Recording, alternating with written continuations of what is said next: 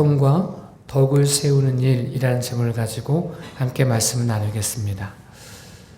사람들에게는 어떤 것을 증폭시켜야 되는 모습들이 있고, 또 어떤 경우는 그걸 소음을 줄여야 되는 것들이 있습니다.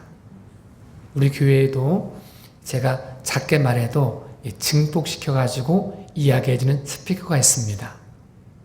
이 스피커만 있는 것이 아니고 옆에는 방음, 벽이 세워져가지고 흡입하는 흡임제를 사용해서 흡을 흡입해야 되는 것들이 있습니다. 화목하게 하는 일들 속에, 또 화평하게 하는 일 속에는 증폭시켜야 되는 것이 있고 소멸시켜야 되는 것들이 있습니다.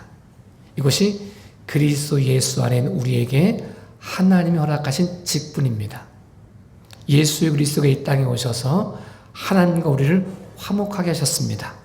화평을 이루어 주셨습니다. 우리가 하나님 예수님으로 말미암아 하나님과 화목한 사람, 화평한 사람이 되었습니다. 그리고 우리에게 말씀하시기를 너희도 화목하게 하는 사람이 되어져라, 화평을 이루는 사람이 되어져라 라고 말씀하고 있습니다. 근데 우리가 어떤 사람의 이야기를 들으면 마음에 분노가 일어나가지고 별것도 아닌 것이 별거인 것처럼 느껴질 때가 있습니다. 가슴이 뜨거워져야 되는데 머리가 뜨거워져가지고 고마운 건 사라지고 좋은 것들은 사라지고 별거 아닌 것이 자기 마음을 장악해가지고 분노하게 하고 볼 것을 보지 못하게 하고 들을 것을 듣지 못하게 하는 경우들이 있습니다. 근데 어떤 경우는 굉장히 큰 문제라고 생각해가지고 막 호들갑을 떠는데 어떤 사람이 그거 별거 아니야 라고 말하면서 문제가 될 수 있는 것들이 문제가 되지 않고 화평을 이루게 되는 경우들이 있습니다. 성경은 우리에게 화목하게 하는 일, 화평하게 하는 일, 덕을 세운 일에 힘쓰라라고 말씀하고 있습니다. 우리 감리교회는 굉장히 유명한 목사님들이 많이 계셨는데 그 중에 충주 출신이기도 하신 분이 굉장히 유명한 분이 계셨습니다. 이분이 얼마나 유명했는지 신학생들이 배워야 되는 신학 강의를 3권을 썼는데 하루에 한 권씩을 썼다는 거예요. 저희는 목회를 20년 넘게 했어도 그 목 쓰는데 하루에 한 권씩을 써내가지고 4년 동안 배우는 신학생 재료로, 책으로, 교재로 사용하는 그 목사님 계십니다. 근데 지금 은퇴하셨는데 이분이 시골교회에 부임을 해가지고 이렇게 있는데 어떤 분이 모가로 모가주를 담아가지고 선물했다는 거예요. 이 모가주가 너무 예뻐가지고 거실에 놓았다는 거죠. 근데 교인들이 이제 왔다 갔다 하면서 보는 거죠. 이렇게 막 처음에는 목사님 거실에 모가주가 있네 이렇게 얘기가 된 거예요. 조금 지나니까 이런 소문이 난 거예요. 목사님 맨날 모가지를 마신대 이런 소문이 난 거예요. 조금 더 지나니까 목사님 맨날 모가지 마시고 술 취해가지고 이렇게 있대 이런 소문이 나가지고 교회에서 문제가 생겼어요. 그 목사님이 그 교회에서 쫓겨났어요. 그분이 그 이야기를 책을 썼는데 모과주 사건을 모가지 사건으로, 이것 때문에 자기 목회하던 곳에서 잘렸다 이런 얘기를 듣는 글을 썼어요. 물론 오늘 읽은 본문의 말씀처럼 먹는 일에 마시는 일에 덕을 세워가지고 그런 게 안 생기는 게 제일 좋은 건데, 그런데 어떤 문제가 있을 때 이 문제를 증폭시킬 거냐 소멸하게 할 거냐 굉장히 중요합니다. 사실보다 그 사실을 어떻게 받아들이냐에 따라서 사람 마음이 달라집니다. 성경 끊임없이 우리에게 말씀합니다. 하나님이 원하신 말씀은 증폭시키고 사단이 이간질하는 것은 소멸시켜라 라고 말씀합니다. 화평하게 하는 사람, 화목하게 하는 사람의 모습은 여기에 있습니다. 증폭시켜야 될 것은 증폭시키고, 소멸시켜야 될 것은 소멸시키고, 내게서 소화시켜야 될 것은 소화시키고, 전해야 될 것은 전할 수 있는 모습이 화목해 하는 사람, 덕을 세우는 사람임을 우리에게 말씀해 줍니다. 성경은 우리에게 이렇게 표현합니다. 하나님과 우리의 관계에서도 우리가 화평하게 하는 사람이 되어져야 됩니다. 화목하게 하는 사람이 되어져야 됩니다. 하나님 안에서 우리가 그렇게 해야 됩니다. 이렇게 표현되어집니다. 이스라엘 백성들이 출애굽을 하면서 10가지 기적을 경험했습니다. 홍해를 건너는 것을 경험했습니다. 여러 가지 메추라기 떼를 먹기도 하고 만나를 먹기도 하고 불기둥으로 구름 기둥 인도하시는 은혜를 경험하면서 매일매일의 삶이 기적이었습니다. 이런 기적을 쭉 통과해 오면서 이제 이 사람들이 마지막 사명, 하나님이 왜 너희에게 10가지 기적을 베푸신지 아니? 왜 홍해를 갈라주셨는지 아니? 불기둥과 구름기둥 인도하셨는지 아니? 쓴물을 변화해 단물로 바꾼지 아니? 반석에 물을 내게 하셨는지 아니? 여기까지 인도하신 목적이 뭔지 아니? 라고 말씀하시면서 자기들의 정체성을 확인하는 시간이 있었습니다. 이제 가데스 바네아에서 이 사람들이 모여가지고 성막도 다 져놓고 여러 가지 하면서 이제 시내산에서 성막 져놓고 와가지고 이제 가데스 바네아에서 가나안 땅을 앞두고 이제 12명의 정탐꾼을 보내가지고 그 과정, 우리가 누군지, 우리 민족의 정체성이 뭔지, 왜 여기까지 왔는지, 우리가 무엇을 하면 살아야 되는지를 아는 시간을 갖게 되었습니다. 12명의 족장들이 40일 동안 가나안을 정탐하고 왔습니다. 그 10명의 사람들이 이야기합니다. 우리 이 땅 못 들어간다 하고 말합니다.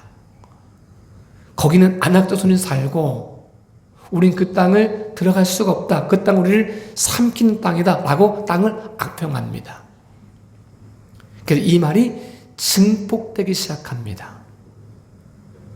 이스라엘 백성이 이 말을 듣고 마음에 이 말을 증폭시킵니다. 그러니까 지금까지 인도하신 하나님은 보이지 않습니다. 은혜는 보이지 않습니다. 감사는 보이지 않습니다. 10가지 기적을 베푸시고 홍해를 가르치고 사막에서 물이 나게 하시고 광야에 길을 나게 하시고 반석에서 물을 나게 하시고 메추라기 떼기를 먹이시고 만나를 먹이시고 옷이 헤어지지 않게 하시고 여러 가지 기사와 이적을 통해서 역사하시는 하나님은 보이지 않기 시작합니다. 마음에 증폭된 원망이 하나님을 보는 눈을 가려버렸습니다. 아무것도 보이지 않고 오직 하는 말 불평과 원망. 우리 그때 죽었으면 좋았을 뻔했다. 애굽 그 땅이 좋았다.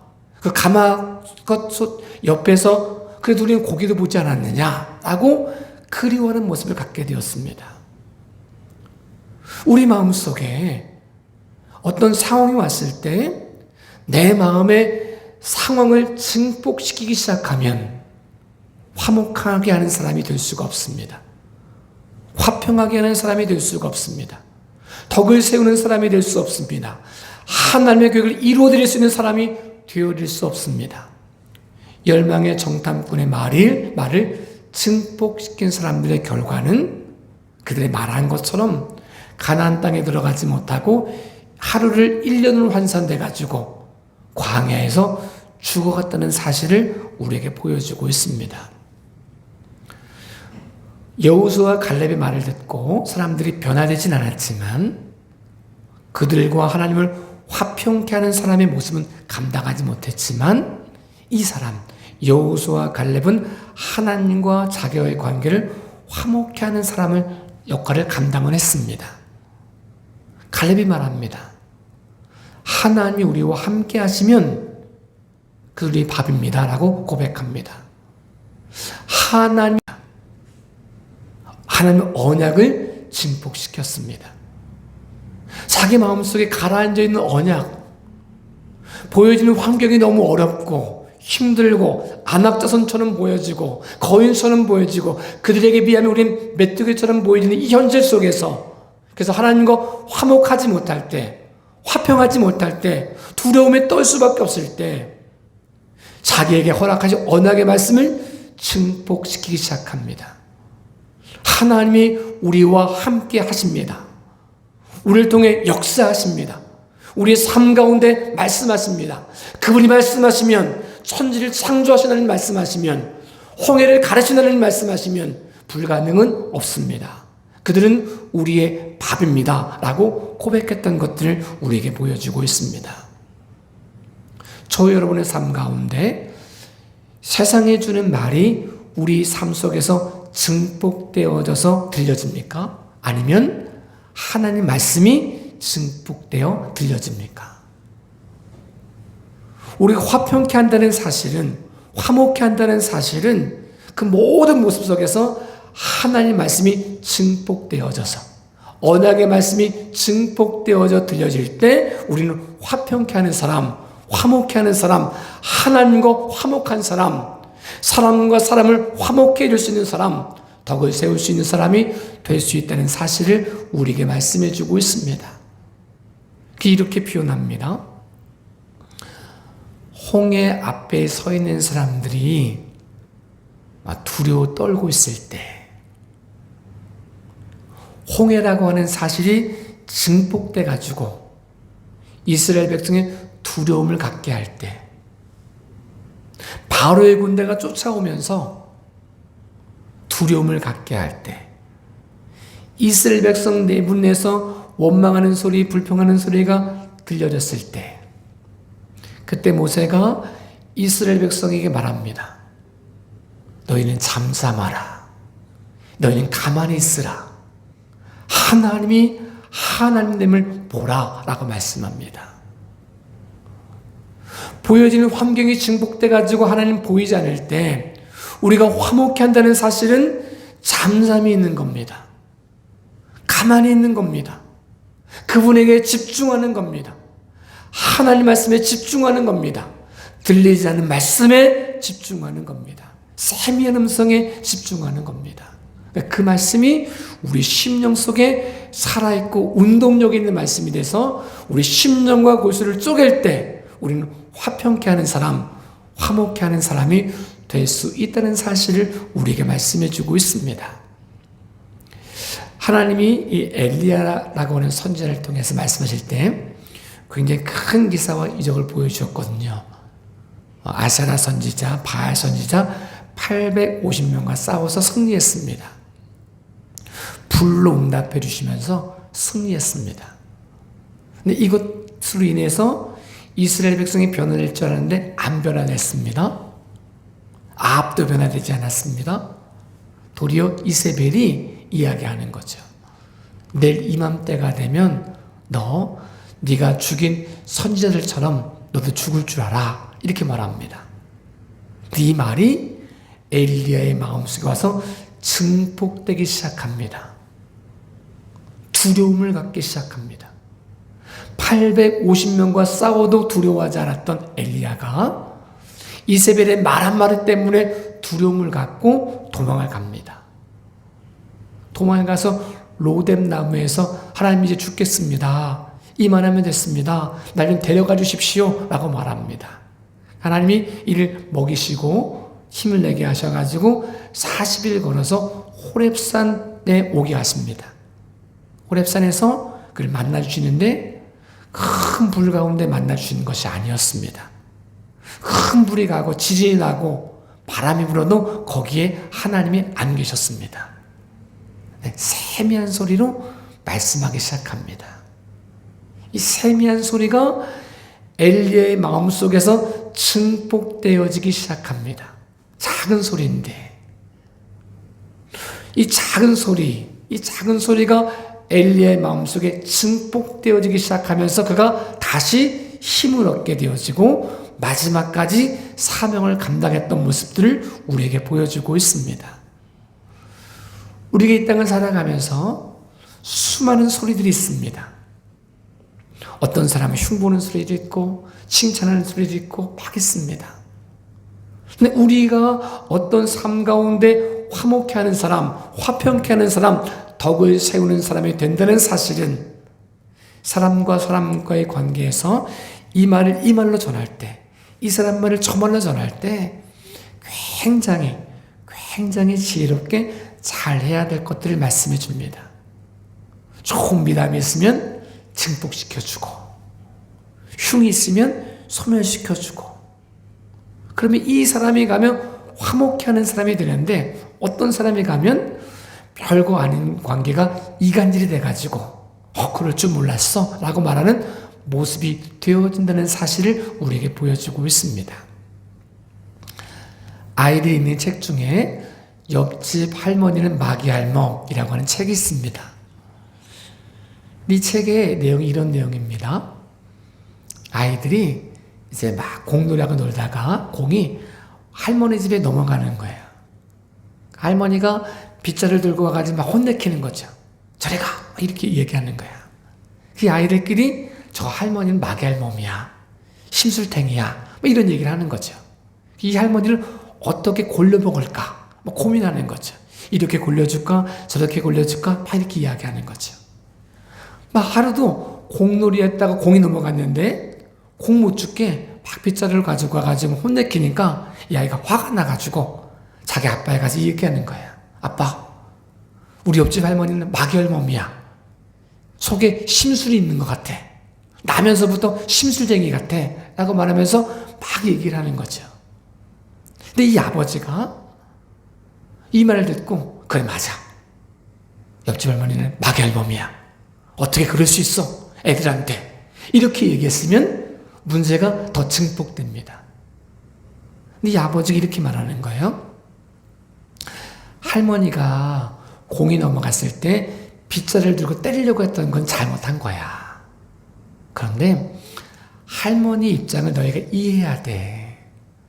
할머니는 일찍 남편을 잃었고 아이도 없고 좀 조용히 살고 싶은데 옆집 사람들이 가만두지 않고 특별히 아이들이 막 뛰어들고 이러니까 할머니가 얼마나 힘들겠니?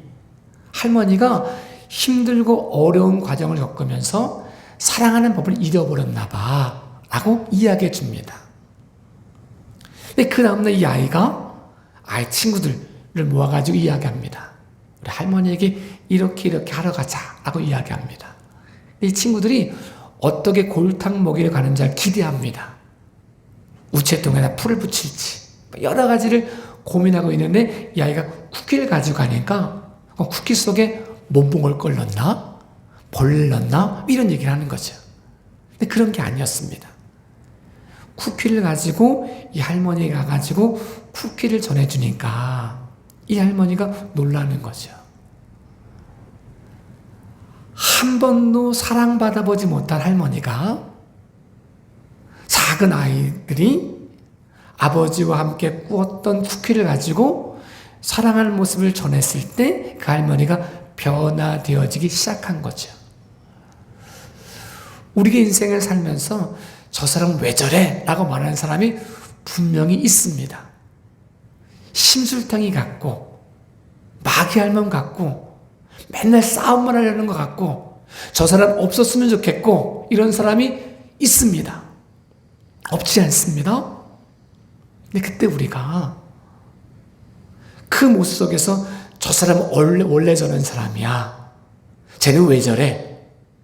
태어나면서부터 이런 것 같아 라고 말하지 않고 그 사람의 입장을 이해하고 사랑을 이야기하고 사랑할 수 있는 모습을 가질 수 있다면 우리는 화목하게 하는 사람, 화평하게 하는 사람, 덕을 세우는 사람이 될 수 있을 것을 우리가 생각해 볼 수 있습니다. 우리가 어떤 걸 증폭시켜야 될 것이 있고 소멸시켜야 될 것들이 있습니다. 하나님과 화목하기 위해서 우리가 증폭시켜야 될 것들이 있습니다. 사실은 우리가 어떤 죄를 지으면서 이렇게 생각할 때가 있습니다. 사람은 다 죄죠. 죄 없는 놈이 어디 있어? 이런 건 다 누구나 있어라고 자기 마음속에 이 죄에 대한 것을 소멸시키려고, 양심에 대한 소리를 소멸시키려고 할 때가 있습니다. 꼭 예배가 우리가 지금 코로나 시국이기도 하고 그래가지고 좀 어렵게 예배를 드리기도 하지만, 어려워서 예배를 못 드리기도 하지만 마음속에 이래서 좀 귀찮기도 하고 이래가지고 자기 마음속에 있는 마음을 소멸시킬 때가 있습니다. 요즘에는 안 모여도 돼, 뭐 이렇게 얘기할 때가 있습니다. 근데 우리 마음속에, 이 마음속에 있는 별거 아닌 것처럼 보여지는 것도 증폭시켜야 하나님과 화목한 사람이 되어지고 사람과 사람을 화목하게 하는 사람이 될 수 있습니다. 다윗이 우리아의 아내 밧세바를 범하고 나가지고 마음에 찔림이 처음에 없었을까요? 찔림이 있었겠지요. 그런데 시간이 지나가면서 다윗이 이 마음을 소멸시킵니다. 양심의 소리를 소멸시킵니다. 왕인데 어때? 이런 마음들 같습니다. 그리고 이제 이 마음이 소멸돼가지고 양심의 가책도 없고 너무나 당당하게, 우리아가 죽고 나니까 아내를 데려다가, 밧세바를 데려다가 당당하게 결혼해가지고 사는 거죠. 그리고 찔림을 갖지 않습니다. 하나님과 화목하지 못했음에도 불구하고 의식하지 못하고 살아갑니다. 이때 나단 선지자가 다윗에게 이 소멸되어진 하나님의 음성을 증폭시켜 줍니다. 이 증폭시켜준 음성을 듣고 다윗이 회개합니다.